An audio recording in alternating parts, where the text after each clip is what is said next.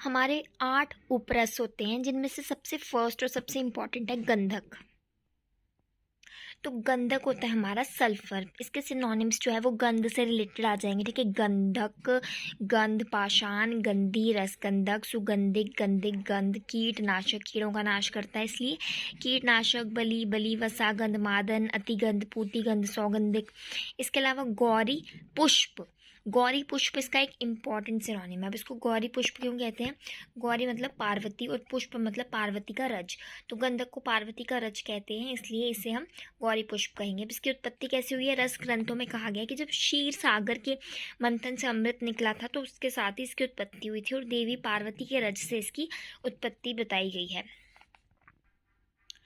अब इसका जो इतिहास और प्राप्ति स्थान है वो इतना इम्पोर्टेंट नहीं होता है, फिर भी हम थोड़ा सा कर लेते हैं कि जैसे इतिहास में इसके बारे में बस यही है कि चिकित्सा में चरक के काल से इसका प्रयोग होता आ रहा है और पारद के बाद जो दूसरा सबसे प्रतिष्ठित द्रव्य होता है वो गंधक को ही माना जाता है, ठीक है। और धातुओं में विशेषकर ताम्र के मारन में इसका विशेष महत्व होने से इसे शुलवारी संज्ञा से सूचित करते हैं। 3 चीज़ें याद रखनी है। पहला, चरक के काल से ही इसका प्रयोग हो रहा है। सेकेंड, पारद के बाद। सेकेंड, नेक्स्ट इसका प्राप्ति स्थान, ये भी इतना इंपॉर्टेंट नहीं होता है कि हमें कहाँ मिलता है, ठीक है। देखो, मुक्त अवस्था में होता है, एक होता है हमारा संयुक्त अवस्था में। मुक्त अवस्था में होगा तो ये मिट्टी, कंकर, उसमें एटसेट्रा ये सब चीज़ें प्रेजेंट होगी।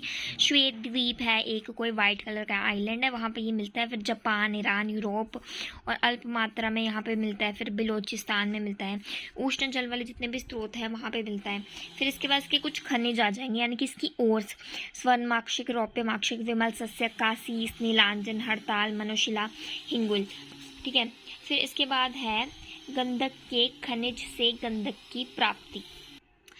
ये भी इंपॉर्टेंट नहीं है तो हम सीधा टाइप्स पे आ जाते हैं। अब इसके जो टाइप्स हैं वो सबसे पहले आ जाएगा रस आर्णव, ठीक है। रस आर्णव ने 3 बताए हैं, उसने बताया। अब हमें नॉर्मली हम क्या बोलते हैं कि पीला होता है, पीत वर्ण का होता है, क्योंकि हमने वही देखा है। बट जो ये पीत वर्ण वाला होता है ये मध्यम होता है। श्रेष्ठ जो होता है ना वो शुक, चंचु, निभम यानी कि रक्त वर्ण का होता है। श्रेष्ठ वाला कौन से वर्ण का होता है?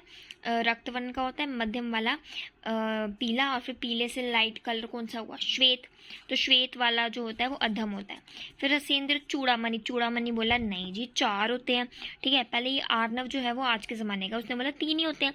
चूड़ामणि ने बोला 4 होते हैं। उसने बोला कि रक्त, पीत, श्वेत 3 तो ठीक है, पर काला भी होता है, बट बड़ा दुर्लभ होता है, बट होता ज़रूर है।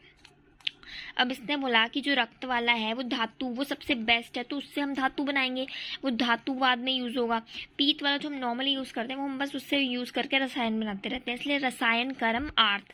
श्वेत वाला जो है, वाइट वाला, वो मारने के काम आता है। वाइट वाला लो और उससे लोहा का मारन करो। फिर कृष्ण वाला जो है वो जरा, मृत्यु, नाश अर्थ की। कृष्ण वाला कितना वो है कि वो जरा का और मृत्यु का नाश करेगा। अब जरा और मृत्यु का नाश करना है तो सबको वो चाहिए, बट वो बहुत ही दुर्लभ है। अब हम देखेंगे इसका ग्राही स्वरूप कि कैसा गंधक जो है वो हमें ग्रहण करना चाहिए। देखो, जो शुक पिच्छ के समान हो। शुक मतलब तोता, पिच्छ मतलब उसकी पूंछ। तोते की पूंछ कैसी होती है? थोड़ी येलोइश ग्रीन होती है ना। तो पीत हरिद्र वर्ण का आभा वाला, आभा वैसी उसमें चमक होनी चाहिए। फिर इसके अलावा देखो पीला पीला होता है, तो पीला सबसे पहले आपको पीले में याद रखनी है उसकी पूंछ, किसकी? तोते की पूंछ। यानी कि आपको वर्ड लिखना है शुक पिच्छ। क्या लिखना है? शुक पिच। अब आपको ब्रैकेट में लिख देना पीत और हरित वन, आबा वाला। नेक्स्ट आपको पीली चीज़ क्या याद आती है? बटर, अटली बटली डिलीशियस, ऐड नहीं आती थी। तो बटर यानी कि नवनीत के समान, चिकना, बटर की तरह बिल्कुल सॉफ्ट होगा। बटर कैसा होता है? जब बटर वर्ड से आपको याद आता है कि बटर जो है वो सॉफ्ट होता है। फिर सॉफ्टनेस के बाद आ जाएगा कठिन भी होता है वो, मतलब ऐसे नहीं होता कि बटर बिल्कुल ही ऐसे आप तोड़ो तो वो टूट जाए, ठीक है। चाकू से ही काटते हो ना, आप ऐसे थोड़ी तोड़ते हो। कठिन भी होता है, स्निग्ध होता है। तो ये गंधक जो है ये श्रेष्ठ होता है। अब गंधक का शोधन क्यों करना है भाई? ऐसे ही क्यों नहीं ले लेते हम? क्योंकि इसमें 2 तरह के मल होते हैं। गंधक शोधन क्यों करना है? क्योंकि इसमें क्या होते हैं? 2 तरह के मल। वो क्या है? एक है शिलाचूरन, शिलाचूरन यानी कि हमारा बालू, कंकड़, पत्थर तथा और दूसरा आ जाएगा हमारा विष, यानी कि शंखियाँ आदि उसमें प्रेजेंट होती हैं। क्योंकि अगर हमने इसको नहीं हटाया ना तो अब पी से पीला, पी से पैत्तिक विकार, तो उसको पैत्तिक विकार हो जाएंगे। पित्त वाले विकार कौन से होते हैं? चक्कर आना, ताप होना, कुष्ठ होना, ठीक है, और रूप, सुख, बल, इन सब की हानि होगी। अब पुराने ज़माने में एक कहानी थी कि जब से वासुकी सर्प जो होते हैं ना, वासुकी देवता जो भद्रवा में इनका बहुत नाम है इन देवताओं का, तो जो वासुकी सर्प जो थे, समुद्र मंथन के टाइम क्या हुआ कि उनके मुंह से विष निकला।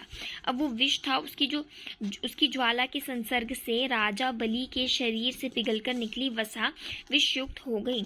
तो वहाँ पे जब राजा बलि थे कोई, वो खड़े हुए थे, उनके सामने वासुकी नाग थे, वासुकी नाग के मुंह से निकली आग, अब वो उसके राजा बलि के उसमें आ गई कांटेक्ट में, तो उनके जो उसके वसा था, वसा क्या होता है, उनकी जो मतलब वो थी यार फैट मसल, ठीक है, वो पिघल गया, यानी कि उसको हम गंधक बोलते हैं, और वो विषयुक्त हो गया। इसी कारण इसको हम बलि वसा बोलते हैं, क्योंकि बलि नाम का राजा था और वसा मतलब उसकी स्किन। फिर पौराणिक मान्यता के अनुसार गंधक इसलिए जो होता है विषयुक्त होता है बिकॉज ऑफ वासुकी नाग। फिर इसकी विधि, एक ही विधि हमने करनी है जो है हमारी किसके अकॉर्डिंग, रसरतन समुच्चय के अकॉर्डिंग।